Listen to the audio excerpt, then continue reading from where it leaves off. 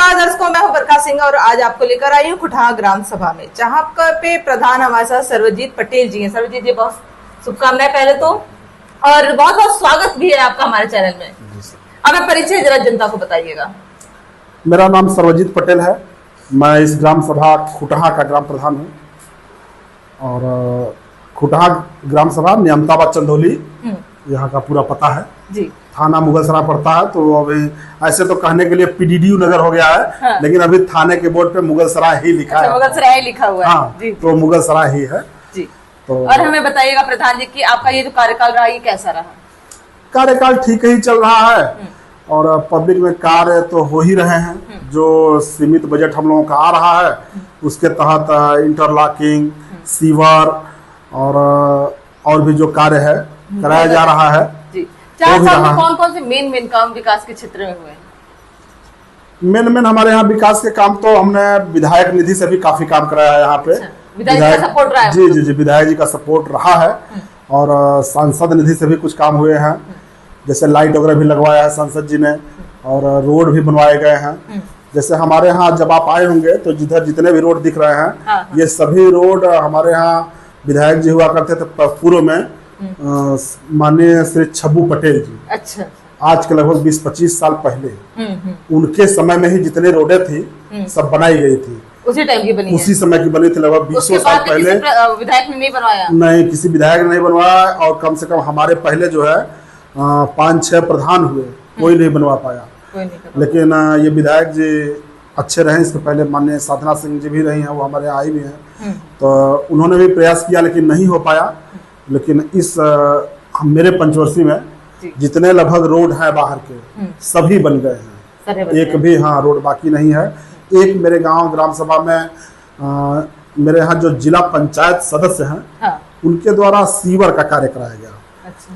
तो वो थोड़ा खराब रह गया है और उसमें काफी पब्लिक को समस्या भी झेलनी पड़ी और हम लोगों ने काफी बार उनसे शिकायत भी किया है कि इसमें सीवर का ढक्कन लगवा दीजिए और रोड को बनवा दीजिए, लेकिन वो काम उनके द्वारा पूरा नहीं कराया जा चुका है अभी तक और उसको लगभग 1.5 साल हो गए। 1.5 साल और कई बार पब्लिक गिर जाती है, वो कर जाती है। और चूंकि वो दूसरे निधि का काम है, मैं उसमें कुछ ज्यादा इंटरफेयर भी नहीं कर पा रहा हूँ, लेकिन पब्लिक की समस्या उसकी वजह से बनी हुई है। ये मार्केट में है, जैसे जाएंगे तो पब्लिक समस्या लेके आप ही के पास आती होगी। हाँ, पब्लिक तो हम लोगों को भाई कहती है, बराबर टोकती ही है, लेकिन मजबूरी है भाई, अब वो उनके निधि का कार्य है, इस वजह से झेल रहे हैं हम लोग।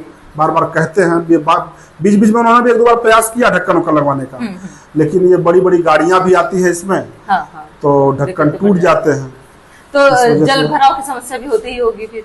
हाँ, एक हमारे यहाँ, ये आपने बड़ा अच्छा प्रश्न किया, एक हमारे यहाँ नहर की समस्या है।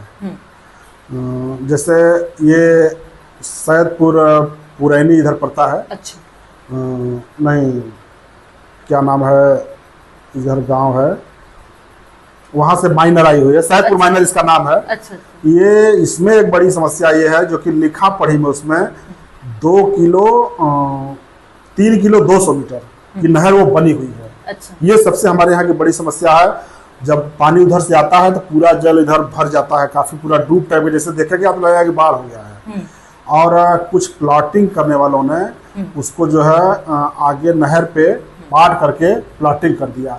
इसकी मैं आपको पेज दे दूंगा।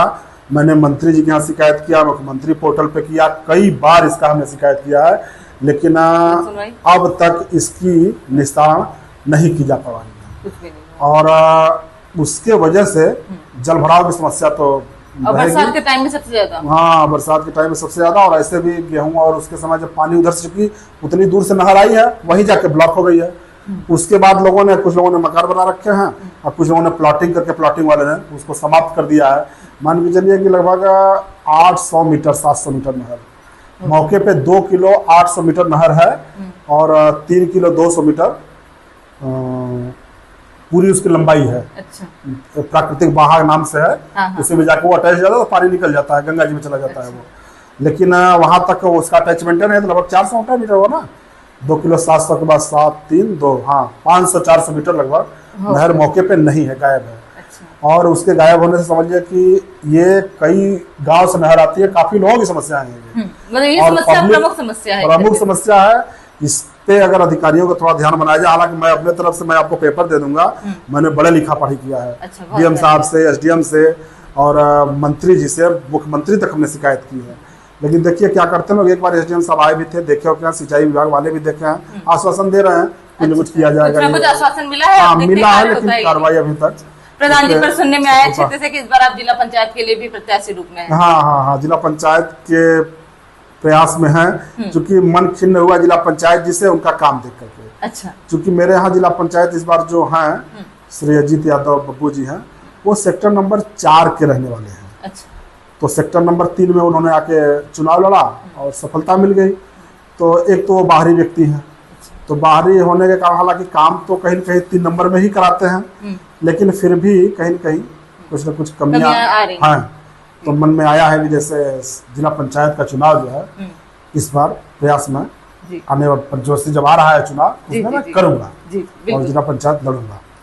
मतलब आप लोग जब देखें कि यहाँ पे जो जिला पंचायत प्रेजेंट टाइम में है, अगर उनसे इतनी सारी कमियां आ रही थी, मतलब उनके द्वारा कोई कार्य नहीं किया जा रहा है, तो हमने सोचा क्यों ना इसी को लड़के इस बार जनता का भला किया जाए, समाज की सेवा की जाए। ये मान लीजिए ये भी एक सोच हो सकती है, और ऐसे भी है कि व्यक्ति अपने अपडेट करना चाहता है, द्वारा जो है अपडेट करना चाहता है कि जहां तक हो सके पब्लिक का काम किया जाए। पब्लिक की सेवा करने के लिए जब तक आपके पास पद नहीं है तो आप कर नहीं पाएंगे, जितना आप हैं उतना तक कर पाएंगे।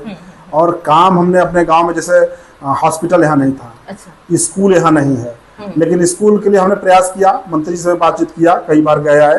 तो उसमें एक समस्या आ रही है कि जैसे 1.5 किलोमीटर के अंदर में स्कूल होना चाहिए।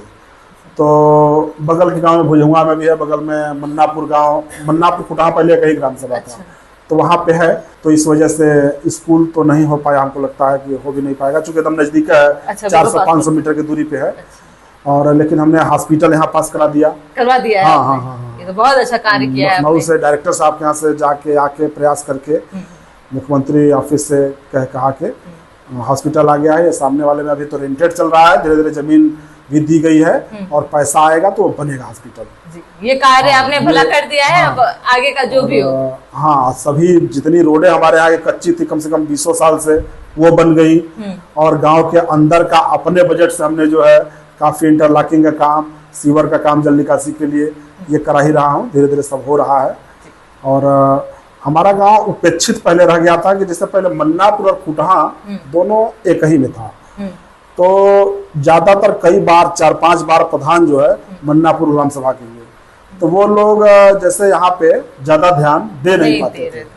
तो हमारा गांव उपेक्षित के कारण विकास बहुत कम हुआ। तो अभी देखेंगे तो 1-2 गलियां अभी भी हमारे, पहले तो काफी गलियां थी, हमने इंटरलॉकिंग लगवा दी है, लेकिन एक-आध गली अभी भी रह गई है जो कि अभी कच्ची है। आज के दौर में आजादी के 75-76 साल बाद अभी भी कच्ची है, एक गली रह गई है, लेकिन हालांकि हमने उसको पास करा दिया है, बनवा दूंगा। जैसे अपने समय में मैं सब पक्का, मतलब आप अपने कार्यकाल में जो 4 साल का तक में रहा, इसमें बहुत सारे कार्य जो है मैंने अपने तरीके से करवा दिया है।